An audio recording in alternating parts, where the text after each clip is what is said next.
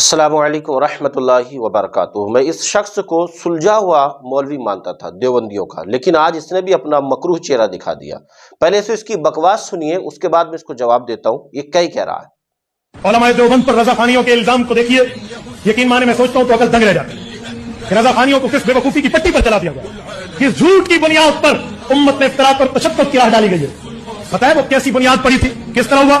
فاضل بریلوی مکہ مکرمہ گئے، وہاں پر پہنچ کر اس فاضل صاحب نے ان لوگوں کے سامنے جھوٹ بولا، مرزا قادیانی کی عبارت کو اٹھایا، ادھر ادھر لگایا، باقی غلط لوگوں کی عبارات کو اٹھایا، ہماری عبارات کو آگے پیچھے کتا برید کر کے لیا اور ایک لائن بنا دی اور دیوبند کا عقیدہ کہہ کر سعودیہ سے جا کر فتویٰ لے لیا کہ یہ بندے تو مسلمان نہیں ہیں۔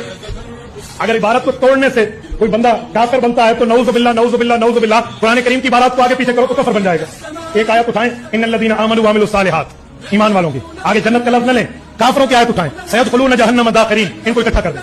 ان الذین آمنوا وعملوا الصالحات، ایمان والے جہنم میں ذلیل ہو کر جائیں گے۔ اور بندہ قسم اٹھائے کہ یہ قرآن کی آیات ہے تو وہ جھوٹا نہیں ہے تو آیات، لیکن جوڑا اس نے غلط ہے۔ یہی کام فاضل بریلوی نے کیا، تو اس کے جواب میں آج مطالعہ شیخ الہند چھپ چکی ہے۔ حضرت شیخ الہند مولانا محمود حسن دیوبندی رحمہ اللہ، انہوں نے خط لکھا جناب احمد رضا خان صاحب کو، خان صاحب اگر آپ کو کوئی سوال ہے تو آپ مجھ سے بات کر لیجیے، میں اپنے اکابر کی بات کرنے کے لیے آپ کے ساتھ میں موجود ہوں۔ شیخ الہند ایک نے مطالعہ شیخ الہند دیوبند سے چھاپ دی ہے، اس میں حضرت شیخ الہند کا یہ خط بھی موجود ہے، لیکن اس نے جواب نہیں دیا۔ تو پھر اکابرین نے اپنی ترتیب چلی، مولانا خلیل احمد سہارنپوری رحمہ اللہ کی ذمہ داری لگی، انہوں نے باقاعدہ وہاں رابطہ کیا، حضرت مدنی رحمہ اللہ وہاں موجود تھے، لیکن فاضل بریلوی نے اتنے خفیہ طور پہ کام چلایا کہ وہاں تک بھی پتہ نہ چلنے دیا۔ جھوٹا فتویٰ تو لے آئے، جب ہمارے اکابر نے رابطہ کیا کہ عقیدے تو ہمارے نہیں ہیں، الزامات بنا دیے گئے، جھوٹی بارات لائی گئی، یہ قطع برید کیا گیا۔ انہوں نے 26 سوال لکھ کر بھیجے، ہمارے علماء نے 26 جوابات ان کے دیے، اور جب وہ وہاں پہنچا یہ جوابات کا پرچہ، انہوں نے کہا علماء دیوبند اصلی مسلمان۔ آج تک پوری قبیلہ دیوبندیت کے اندر ایسا کوئی مولوی پیدا نہیں ہوا ہے کہ جو حسام الحرمین کا جواب لکھ سکے، اور حسام الحرمین پہ جو حرمین شریفین کے علماء نے دستخط کیے ہیں ان کا جواب لا سکے۔ حسام الحرمین پورے دیوبندی قبیلے کے اوپر ایک قرض ہے اعلیٰ حضرت کا۔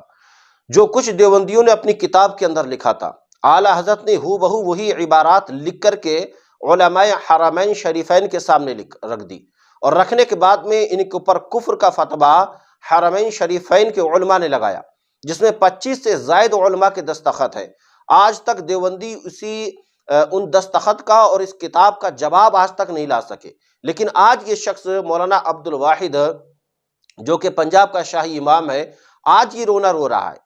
آج 100 سال کے بعد میں یہ شخص رونا رو رہا ہے کہ ہمارے علماء کو کافر کہہ دیا۔ اگر ہمت تھی اس وقت کے علماء میں بھی، اشرف علی تھانوی مرا نہیں تھا اس وقت، زندہ ہی تھا، لیکن اس کی بھی اتنی ہمت نہیں ہو سکی کہ اعلیٰ حضرت کی بارگاہ میں جا کر کے وہ اس کتاب کا جو ہے اس کتاب کے اوپر ان سے سوال کر سکے۔ آج بھی وہ عبارتیں تمہاری کتابوں کے اندر لکھی ہوئی ہیں، ہو بہو لکھی ہوئی ہیں جو حسام الحرمین کے اندر لکھی ہوئی ہیں، اور وہ جس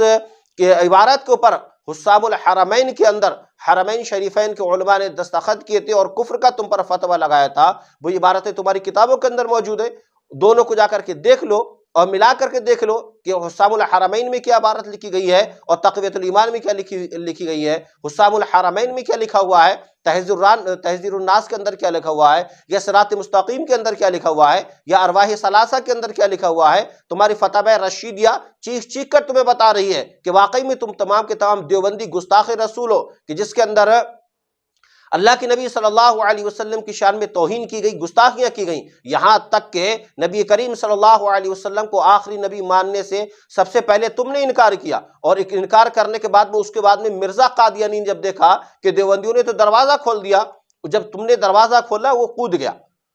اور تم الزام لگاتے ہو بریلوی کے اوپر اور کہتے ہو کہ احمد رضا خان نے ہمارے پر جو کفر کا فتویٰ لگایا اس کے اندر انہوں نے چوری کی ہے۔ تمہارے اندر آج بھی ہمت ہے، تم سے علماء مناظرے کے چیلنج کر رہے ہیں، ہے ہمت تو بیٹھو ڈیبیٹ کرنے کے لیے، لیکن تم نہیں کر سکتے۔ ہاتھ کنگن کو آرسی کیا، پڑھے لکھے کو فارسی کیا۔ اگر واقعی میں اعلیٰ حضرت نے تمہارے پر کفر کا فتویٰ لگایا تھا اور غلط لگایا تھا تو آج بھی ان کا بچاؤ کرنے کے لیے، اس فتوے کے اوپر ڈیبیٹ کرنے کے لیے ہمارے علماء آج بھی موجود ہیں، لیکن تمہارے اندر اتنی ہمت نہیں ہے کہ تم اس فتوے کا یا اس رسالے کا، اس کتاب کا جواب دے سکو۔ نہ ہی پوری دیوبندی قبیلے کے اندر کسی ماں نے ایسا کوئی جنا ہے جو اعلیٰ حضرت کے کسی بھی فتوے کا جواب دے سکے۔ تم چور ہو سالو، تم چوری کرتے ہو، جبکہ فتاوی رضویہ کے اندر سے تم فتوے نکال کر کے اپنے شائع کرتے ہو۔ کتنے فتوے ایسے ہیں جو فتاوی رضویہ سے نکالے گئے اور تم نے ان کے اوپر اپنے دستخط दस्तखत करके लोगों को दिए। दारुल उलूम देवबंद के नाम से जो एक वेबसाइट है गूगल के ऊपर, उस पे जा करके देखो कितने फतवों के अंदर तुमने चोरी नहीं किया आला हजरत के,